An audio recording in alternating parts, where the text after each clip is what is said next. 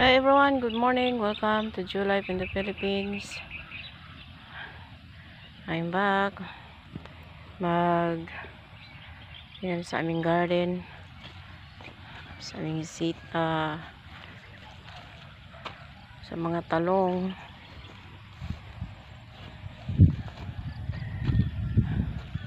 Ito yung bagong natanim. At aking dami na nagsili. Sa isang puno, ang ganda tingnan oh. May bunga. Ito yung mga bagong tanim. Malaki na sila at namumunga na.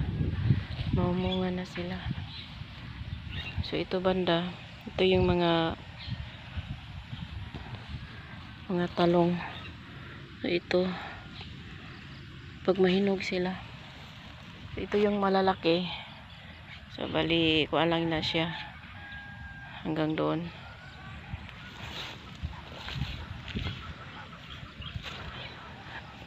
Yan siya mga bunga. So dito nga line is yung mga sili. Yung mga sili at sara. Hanggang doon at dito. So yung doon banda, bali linis, ayan na nga mamawirin pa namin yan. At dito so, yan may mga sili. Yan. So pagkatapos lang ng gambol.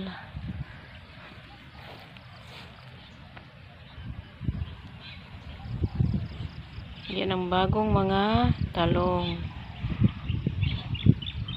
Akala namin dito sila mabuhay dahil sobrang init, but now nagsibiglaan sila. Balat may linya lang kung nag-ano si Peri ng linya. Yan siya. Mangunguha ako ng sili ngayon. Merong kuan. So ito ang dapat kong binabantayan. Pag malaos yung dahon, ibig sabihin may uod to. Ayan, kailangan kukunin para walang atake.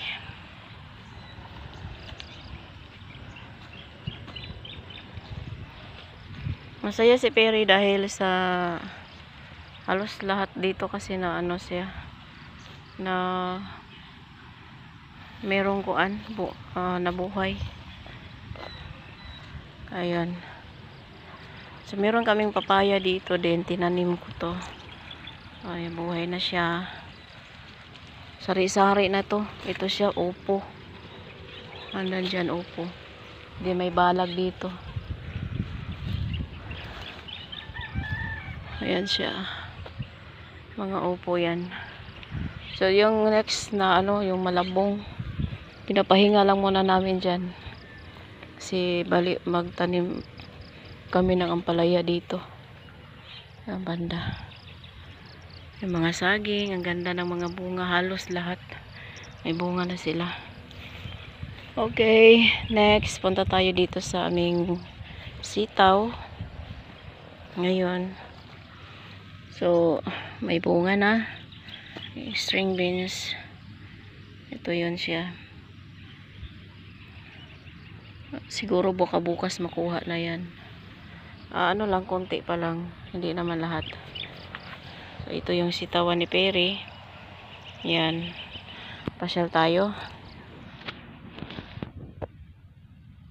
Kaya, ito yung kabisihan ni Dudong.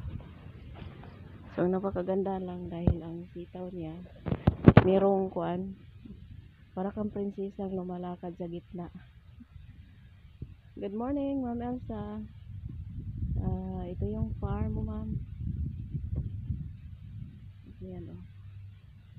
So, kailangan iwasan din yung pag makita ni pag mayroong mga kuan, itim-itim, yung fungus. So, kailangan ma-sprayan siya para yung pangwala sa kuto. Minsan nag-spray ako ng kuan, sabon, powder. Pero pag hindi kaya, spray talagang kuan. Yan, ito yung mga sitawan ni Dudong ko. Sa isang linya. Punta tayo.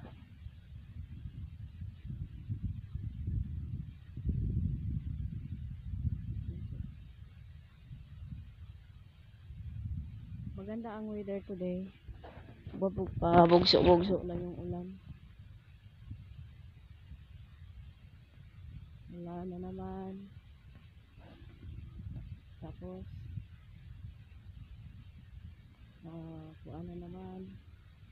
Init na naman. Lakas din ang hangin.